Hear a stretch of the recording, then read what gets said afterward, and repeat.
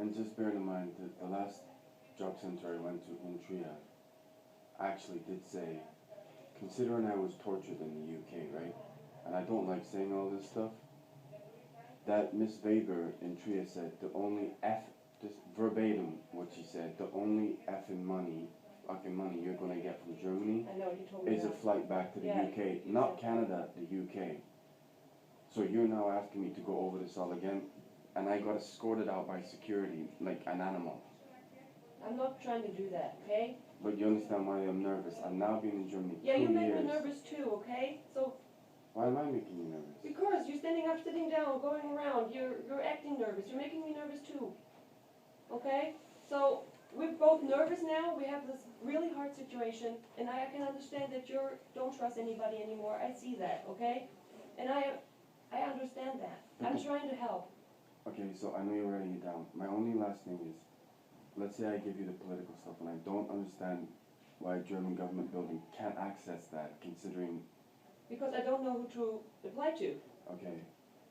Give me, Is that going to impact my job center money? Yes, it does. Can I just ask how? What? How does it impact the Like the information I need? Mm-hmm. I need to put together your story. No, I know it's the story, but how does that impact whether I get money or not? Because we have to prove your story and we have to prove the laws if you have the right to get the money. That's a normal process. So my political situation here was deemed against, because it's a European passport, Germany couldn't give me political asylum. I didn't want political asylum, so I just worked here under normal circumstances. What I'm saying to you that happened at Sky and SAP, the people who hired me knew who I was because of the political scenario in the UK and therefore gave me a hard time and created the situation. All the political stuff before that, I don't see, it can't prove determination. But why do you want to keep it back? Is there anything that you have to be afraid of? Yes, because anytime I've actually come out and given it to people, they're like, oh, this is impossible. I've had people laugh at me, you come from the UK, political asylum, ha ha ha. And these are from the German government bodies who told me to come here. I've been to Caritas, I've been to Paritash, I've been to the job center. All these places who told me to come here, and I have the forms and the emails pre-2016. And then when I actually got here, it's so like... let me put that just right, okay? You had really big problems in Canada, right? Caused by the UK. And why did you go to the UK then? Why did I go? Yeah. Because the UK owns Canada, and the Canada terminated my citizenship, and I was sent to the UK. Okay.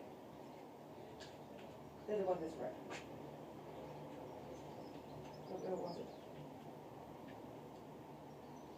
There. In the middle?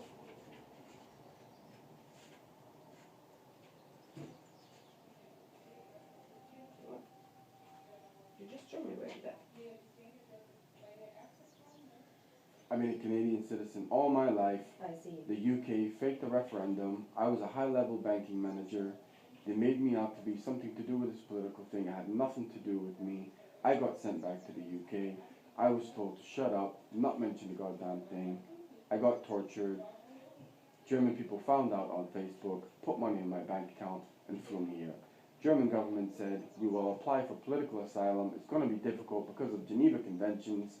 I went down, they asked a whole bunch of information about Bank of America, Royal Bank of Canada, Lloyd's Bank, everything, and then said, you know what, it's too complicated, just try and live your normal life here. I applied for the 2 jobs. They weren't German speaking, they were English speaking, English bosses, they knew who I was, and I got terrorized at both jobs. How did they know? I didn't know who they were, but they knew who I was. How? I have no idea. Okay. My stuff was all over social media for a long time. Okay. So how did it disappear? I don't work for the government, I didn't delete it. Okay, me neither. So did you ever apply for another job then? I applied for, well the thing is with SAP, they were trying to make it as complicated as possible. When I went to lawyers, what they actually said was, they started laughing, and I said, why are you laughing? They said, none of these contracts make any sense. And also, Commerce Bank closed my bank account with my money in it.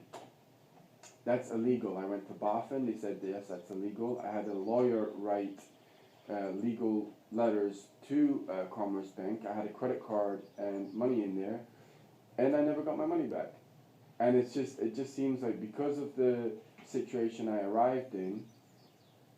Oh, he's a refugee, he's asylum, he's a Snowden, so we don't give him his money, and then so I can't win any which way. Okay. And then what they've done is, because I work in IT, SAP and Sky Deutschland are basically badmouth my name. I used to be able to get a job within about 20 seconds. Because of that scenario that had nothing to do with me, other than I was getting too good at my job, Okay. now I'm almost blacklisted. Okay. Okay. So if I get to the Arbeitsgericht, not only do I get my money back, I clear my name. That's the most important part. Yeah, but I can help you with that, right? That's what I'm trying to say. That's why I don't understand the whole story part is irrelevant, because you can't help me with it. I can help you with the Arbeitsgericht, but I can help you with living here. I can try to help you. But that's what you came for, right? But if I tell you my story, you just said you can't help me with that. I can help you with the Arbeitsgericht. I can help you with the job thing and clearing your name thing. Okay. See? Okay, I'm just putting down the things.